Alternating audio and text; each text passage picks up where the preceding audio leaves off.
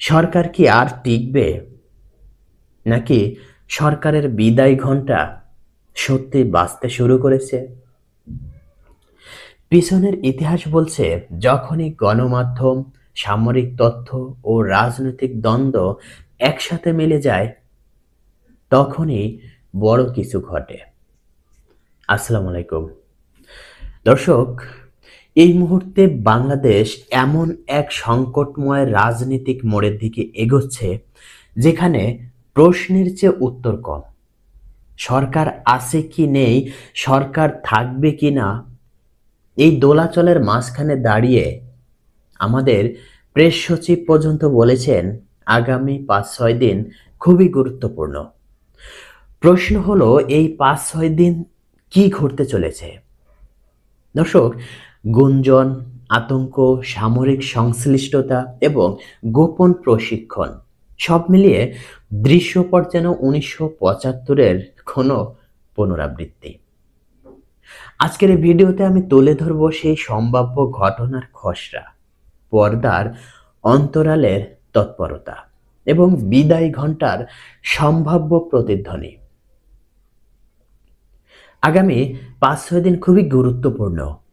এই বাক্যটি কেন আতঙ্ক সৃষ্টি করলো হঠাৎ করেই? বৃহস্পতিবার সচিবালয় সাংবাদিকদের সাথে আলাপে প্রধান উপদেষ্টার প্রেস সচিব শফিকুল আলম বলেন, নির্বাচন যথাসময়ে হবে, তবে আগামী ৫-৬ দিন খুবই গুরুত্বপূর্ণ। তখন বোঝা যাবে আমরা কোথায় যাচ্ছি। একটি রাষ্ট্র যখন নির্বাচনের প্রস্তুতিতে থাকে, তখন এমন মন্তব্য শুধু একটি ব্যুরোক্র্যাটের বক্তব্য নয়, এটি কোনো পরিকল্পনার পূর্বাভাসও হতে পারে।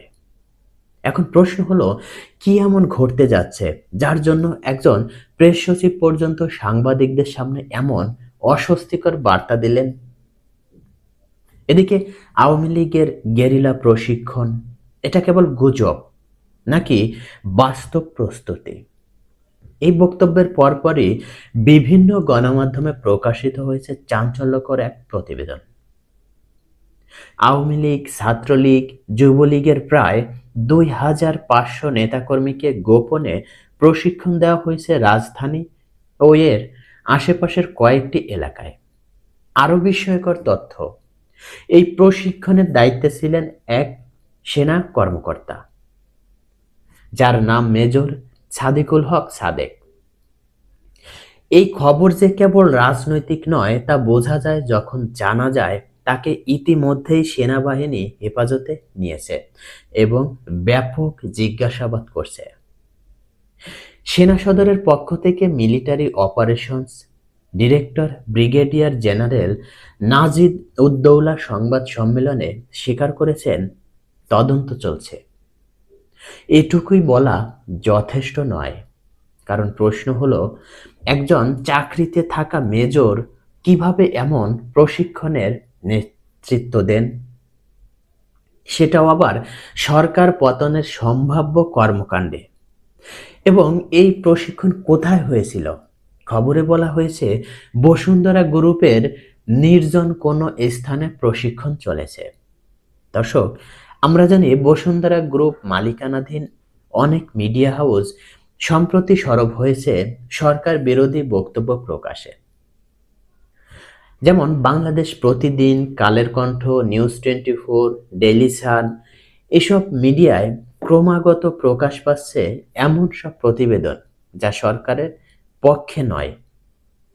জাতীয় নাগরিক পার্টির এক শীর্ষ নেতা হাসনাত আব্দুল্লাহ প্রকাশ্যেই হুমকি দিয়েছেন এসব মিডিয়ার সাংবাদিকদের। সরকারের পক্ষ থেকে এ ব্যাপারে কোনো নিন্দা নেই, প্রতিক্রিয়া নেই। এই নীরবতা কি ইঙ্গিত করে? বড় কোনো বিরোধের? তাহলে প্রশ্ন ওঠে, এই প্রশিক্ষণের আয়োজন কি শুধুই পাল্টা প্রতিরোধ, নাকি এটি বসুন্ধরা বনাম সরকার সংঘাতের সামরিক সংস্করণ, যার পিছনে রয়েছে আওয়ামী লীগ? মেজর সাদেক এক ব্যক্তি নাকি পুরো নেটওয়ার্কের মুখ? এটা গণমাধ্যমের দাবি অনুযায়ী মেজর সাদেক এখনো চাকরিতে বহাল ছিলেন, তাকে হেফাজতে নেওয়া এবং তদন্ত চালানোর খবর সেনা সদরের পক্ষ থেকেও নিশ্চিত করা হয়েছে। কিন্তু বড় প্রশ্ন হচ্ছে, তিনি কি একা এই পরিকল্পনার সাথে যুক্ত ছিলেন? 2500 প্রশিক্ষণপ্রাপ্ত ক্যাডার, রাজধানীর 4টি স্পটে ট্রেনিং, তার মানে সুসংগঠিত একটি কাঠামো, একটি কমান্ডো সিস্টেম এবং কার্যকরী পরিকল্পনা নিশ্চয়ই আগেই ছিল। এবং এটিও শোনা যাচ্ছে যে ভারতে অবস্থানরত সাবেক স্বরাষ্ট্রমন্ত্রী আসাদুজ্জামান খান কামাল ছিলেন এই পুরো পরিকল্পনার তদারকিতে। যদি এই তথ্য সত্য হয়, তাহলে এটি কোনো বিচ্ছিন্ন প্রশিক্ষণ নয়, বরং এটি একটি সুসংহত বিদ্রোহ পরিকল্পনার অংশ।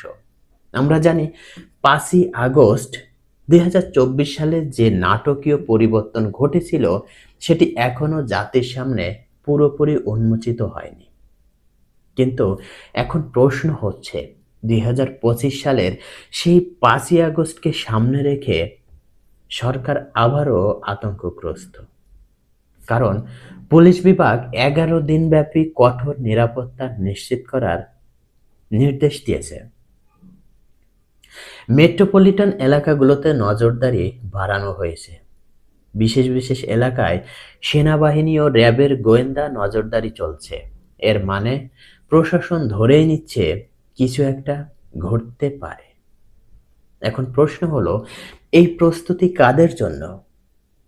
কারা সেই 2500 প্রশিক্ষিত ক্যাডার? তারা কি কেবল নিরাপত্তা বাহিনীর চোখ ফাঁকি দিয়ে কোথাও লুকিয়ে আছে?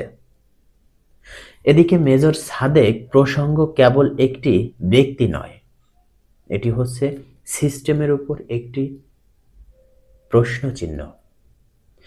সেনাবাহিনীর অভ্যন্তরে কি মতবাদ সৃষ্টি হয়েছে? প্রধান উপদেষ্টা সরকার সেনাবাহিনীকে পুরোপুরি নিয়ন্ত্রণে রাখতে পেরেছে কি? এটা নিয়েও প্রশ্ন রয়েছে। যদি একজন কর্মরত মেজর এমন অপারেশনে যুক্ত থাকতে পারেন, তাহলে বুঝতে হবে ব্যবস্থার ভিতরে চিট ধরেছে। অন্যদিকে সেনাবাহিনীর পক্ষ থেকে বক্তব্য ছিল তদন্তাধীন, তথ্য সংগ্রহ চলছে, যা স্পষ্ট করে দেয় তারা নিজেরাও পুরো চিত্র জানে না।